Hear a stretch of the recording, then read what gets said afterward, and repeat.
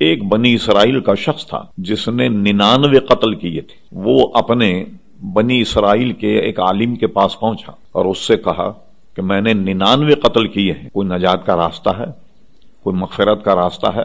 وہ ان کا عالم جو تھا لگتا پورا عالم نہیں تھا. اس نے جب دیکھا اس نے 99 قتل کیے، انہوں نے کہا جا یہاں سے دفع. 99 قتل کر کے اس کے بعد پوچھتا کہ کوئی معافی اور تلافی کا کوئی راستہ ہے؟ اس نے اس کو بھگا دیا، کہا نہیں ہوگی تیری مغفرت، ڈانٹ دیا. اس نے سوچا کہ مغفرت تو ہونی نہیں، اب 99 قتل کیے تو سنچری مکمل کرو. اس نے اسے بھی قتل کر دیا. لیکن آدمی نفس ہے، وہ ملامت کرتا ہے. جب بھی کوئی برا کام کرے نا، ایک آپ کے بدن میں ایک مفتی ہے، ایک قوت ایسی ہے کہ وہ آپ کو ملامت کرتی ہے. کوئی بھی ناجائز کام آپ کریں، مولوی سے مسئلہ تو بعد میں پوچھیں، پہلے دل سے پوچھئے. دل ملامت کرتا ہے کہ یہ کام غلط ہوا، یہ صحیح بات نہیں ہوئی، یہ گناہ ہوا. نفس ملامت کرتا ہے. کبھی بھی آپ جائیں کسی برائی کی طرف جائیں، کوئی کہے یا نہ کہے، کوئی دیکھے یا نہ دیکھے، اللہ تعالیٰ تو دیکھ رہا، لیکن خود آپ کا دل ملامت کرتا کہ یہ کام میں نے غلط کیا.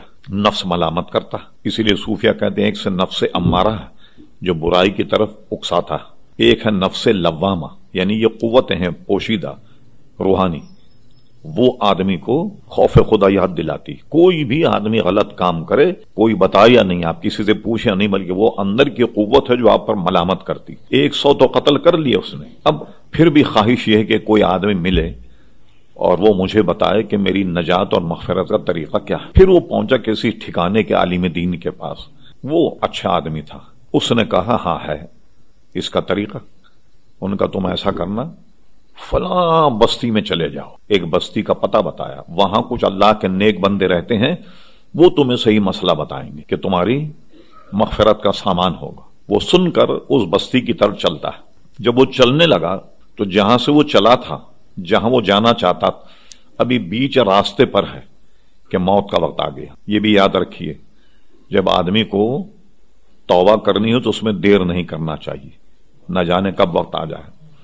اب یہ نجات کا متلاشی ہے کہ کوئی عالم ایسا ملے جس سے وہ فتویٰ دے، مسئلہ بتائے کہ تیری مغفرت ہوگی کیسے. ایک نے بتایا کہ فلاں جگہ جاؤ، اللہ کے نیک بندے رہتے ہیں اور وہ تمہاری نجات کا سامان کریں گے. ابھی وہ بستی کے قریب نہیں پہنچا کہ بیچ میں موت آ گئی. اب کیا ہوا؟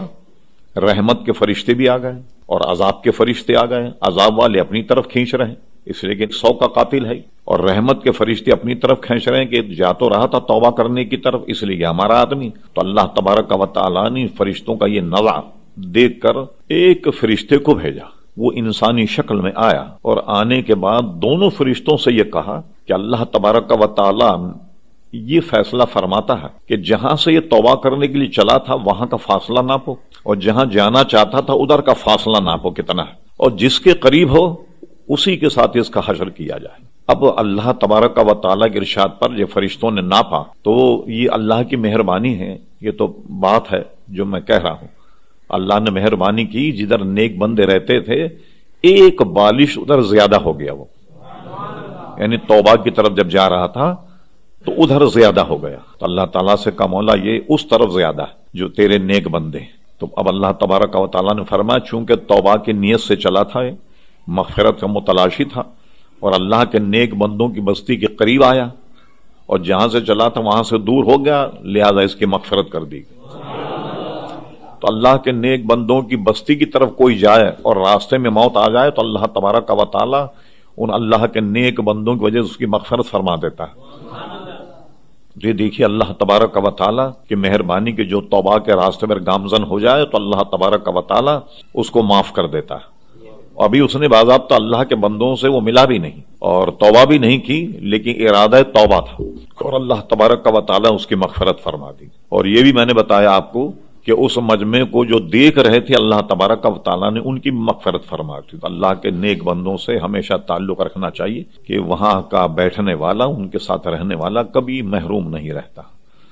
ہاں اللہ تبارک و تعالیٰ اس کی مغفرت فرما دیتا ہے. اس سے یہ پتہ لگا اللہ تبارک و تعالیٰ کتنا رحیم اور کریم ہے کہ توبہ کا ارادہ کر لو تو اس کی رحمت جو ہے وہ اس کا ساتھ دیتی ہے اور کوئی نہ کوئی اس کے نجات کا راستہ نکل آتا ہے. لیکن کوئی آدمی ارادہ تو کرے، چلے تو صحیح توبہ کے راستے پر، اور جس راستے پر وہ چلا تو ظاہر ہے کہ اس کا شمار پھر نیک بندوں میں ہو گیا. جیسے کہ ایک آدمی حج کرنے کے لیے گھر سے نکلا، ارادہ ہے کہ حج کرنے جا رہا، اور راستے میں موت آ گئی تو ہر سال وہ حج کرتا رہے گا.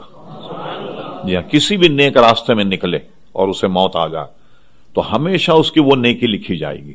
جیسے جہاد کرنے جا رہا اور راستے ہی میں مر گیا تو گویا وہ مسلسل قیامت تک جہاد کر رہا ہے، اس کو اتنا ثواب ملے گا. عمرے پر جا رہا ہے، حج پر جا رہا ہے تو زندگی بھر اس کو حج کا اور عمرے کا ثواب ملتا رہے گا. اللہ تبارک و تعالی اتنا رحیم اور کریم عزیزان گرامی کہ نیک بندوں کی بستی کی طرف جا رہا ہے توبہ کرنے کے لیے اور راستے میں مر گیا. ایک بالشت ادھر زیادہ ہو گیا جدھر اللہ کے نیک بندے رہتے تھے تو اللہ تبارک و تعالی نے بندے پر رحم کر دیا.